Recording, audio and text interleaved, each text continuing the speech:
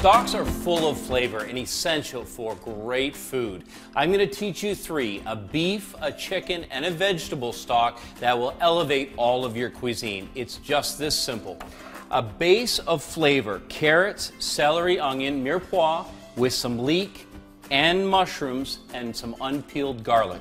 All of these combined together can all stand the heat of the oven, and when we put the bones on top, it'll begin to develop incredible flavor. A little bit of olive oil or vegetable oil. And I was able to pick up these bones. If you can't find them readily, I checked, and the butcher at Sobeys was able to pull these and cut these for me. So I'm going to set these into the flavor base, just like that. No seasoning at this level is necessary. I've got a 450-degree oven. I've got an oven-safe pan. I'm going to pop this in, and we'll come back when it's nicely browned in about 60 minutes. With 60 minutes gone by, these bones have come along so nicely. You can see they've begun to develop caramelization and flavor, and what that means is all of that is going to be captured in the stock. I'm going to remove the bones, put them into a stock pot.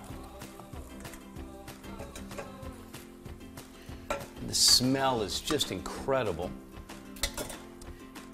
Little trick: leave on a hot handle, leave a pad on it so you don't burn yourself.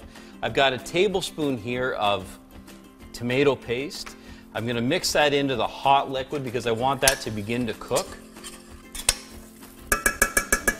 Transfer all of this into the pan.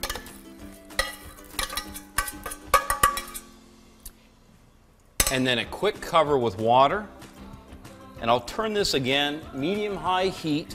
I'll allow it to come up to boil, then turn it down to a simmer.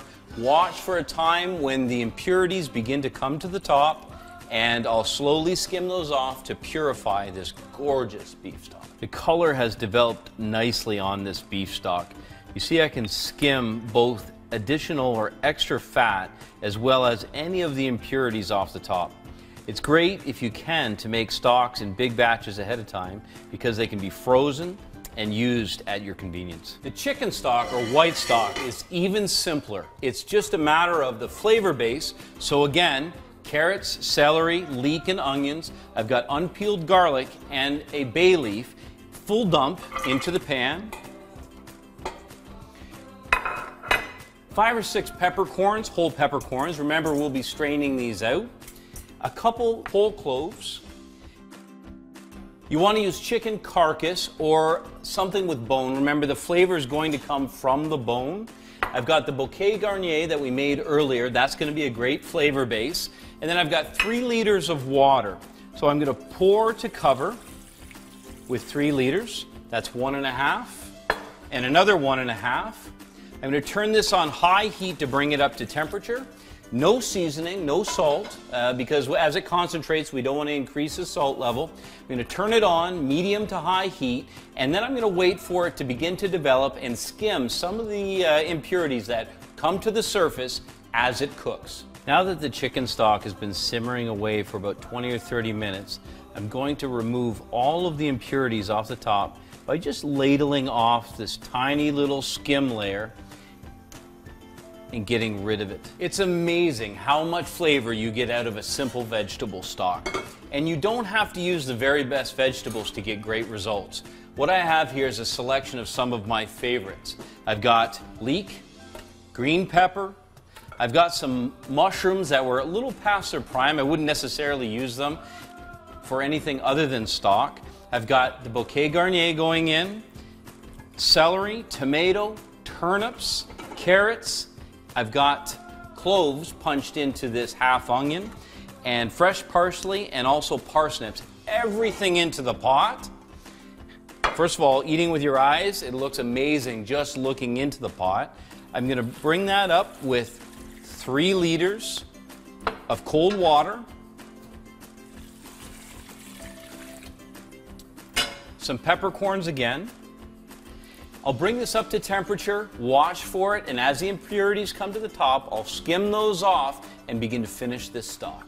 The vegetable stock's been on for about an hour now. There's just a few impurities to skim off to make sure that the stock will be crystal clear. This beef stock is now ready. It's been simmering for about 2.5 to 3 hours. I'm going to quickly remove the bones. If I don't, they're going to come splashing down into my pot. When I strain it, be careful with this, it's hot. The smell, what's coming out of this pan is just incredible. It's a strong concentration of beef flavor. What you need, and I'm going to pull that Bouquet Garni out as well. What you need is a fine sieve. The fine sieve will get any of the extra stuff you might want. You know, the large sieve is not enough. You need the fine sieve. So let's get a clean pour here and see what we're left with. Check out the color and the texture of this beautiful beef stock. I can tell you already, just by the look and smell of it, that we've done a great job. I want to show you a quick technique for getting the most out of your stock. If you hold the sieve and just tap it lightly like this, you can see every last little bit of the goodness inside is going to come pouring into your stock. And that's what you're looking for, that golden brown of highly developed, beautiful flavor. This can be done with both the vegetable stock as well as the chicken or white stock. It's a simple process that you won't regret.